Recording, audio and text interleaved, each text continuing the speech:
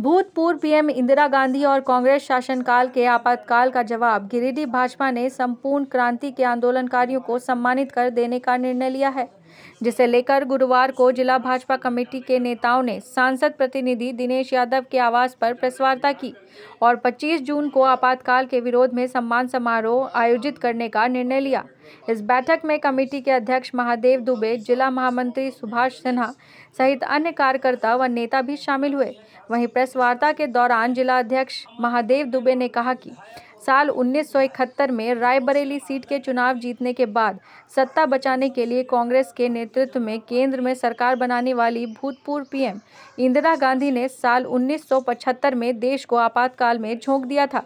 इतना ही नहीं, मीसा एक्ट भी भूतपूर्व पीएम के कार्यकाल में ही लाया गया था। लिहाजा गिरिडीह भाजपा ने इंदिरा गांधी के इस आपातकाल का पुरजोर विरोध करने का निर्णय लिया है। जब 1971 में रायबरेली से चुनाव लड़े थे इंदिरा गांधी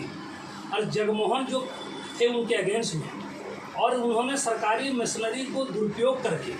पैसा बांट करके और चुनाव को प्रभावित करके जो चुनाव जीते,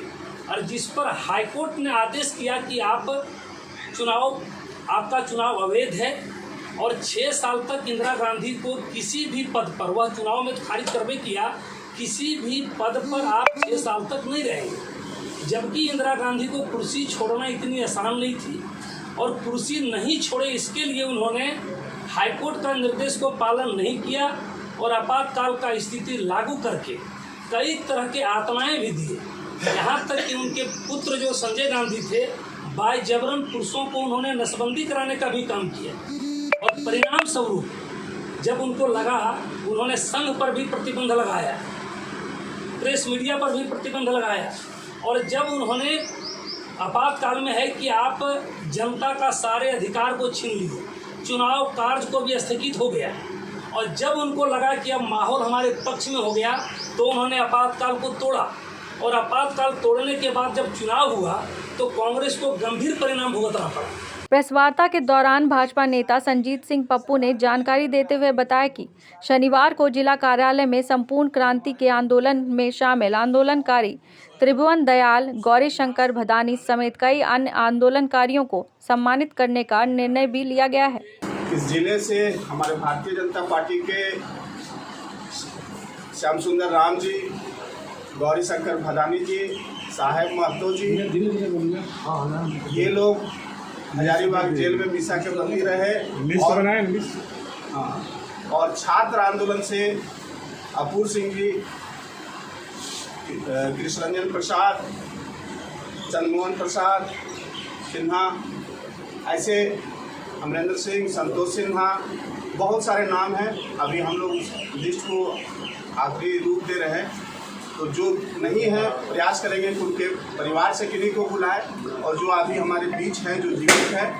उनका हम लोग उस दिन सम्मान करेंगे। जबकि प्रेस वार्ता के दौरान जमुआ विधायक केदार हाजरा ने कहा कि इंदिरा गांधी के आपातकाल को भूला नहीं जा सकता है, क्योंकि आपातकाल के दौरान ही भूतपूर्व पीएम ने अनेक यातनाएं पूरे देश को दी हैं। सिर्फ सत्ता बचाने के लिए भूतपूर्व पीएम ने यह कार्य किया था। और देश में एक इमरजेंसी लागू किया। अगर हम मूल में जाएं तो 1971 के लोकसभा चुनाव ही इसका मूल जड़ है। इंदिरा गांधी रायबरेली से चुनाव लड़ी थी और 12 जून 1975 को माननीय उच्च न्यायालय इलाहाबाद ने न्यायाधीश जगमोहन लाल सिन्हा जी ने इंदिरा गांधी चुनाव को निरस्त कर दिया, और इसके जो मुख्य प्रतिद्वंदी थे राजनारायण जी को वहाँ से चुनाव में विजयी घोषित किया गया। साथ ही मौके पर मौजूद पूर्व सदर विधायक निर्भय साहबादी ने कहा कि जिस तरह की नीतियां आपातकाल में इंदिरा गांधी की सरकार ने लागू की, वो देश के लिए एक कलंक था और कांग्रेस द्वारा उस कलंक को मिटाने का प्रयास धरा का धरा रह गया है। लिहाजा इस कलंक को मिटाने के लिए भाजपा ने आंदोलनकारियों को सम्मानित करने का निर्णय लिया है। उन्होंने कहा कि लोगों को जवाब देना जरूरी है कि कांग्रेस जैसी हरकत कोई और दल नहीं कर सके। भाजपा द्वारा यह लड़ाई जारी थी और जारी रहेगी। भारत में इस तरह के काले कानून को लाने का कोई साहस दुस्साहस न कर सके। आज हम ये कह सकते हैं कि हमारा देश बलिदानियों का देश रहा है, चाहे वो छात्र आंदोलन हो, चाहे इमरजेंसी में। जिस तरह से हमारे पुरोधाओं ने इमरजेंसी का विरोध किया, दल की दीवार को तोड़ने का काम किया, सारे विपक्ष एकत्रित होकर के ऐसे निर्लज और आतताई निर्णय को देश के पैमाने पर ठुकराने का काम किया, तो निश्चित रूप से अपने स्मृति में रखना हम लोग का कर्तव्य होता है। वहीं सांसद प्रतिनिधि दिनेश यादव ने कहा कि भाजपा हर आंदोलनकारियों को सम्मानित करना अपना दायित्व मानती है, जो आपातकाल के खिलाफ हुए संघर्ष में शामिल हुए थे।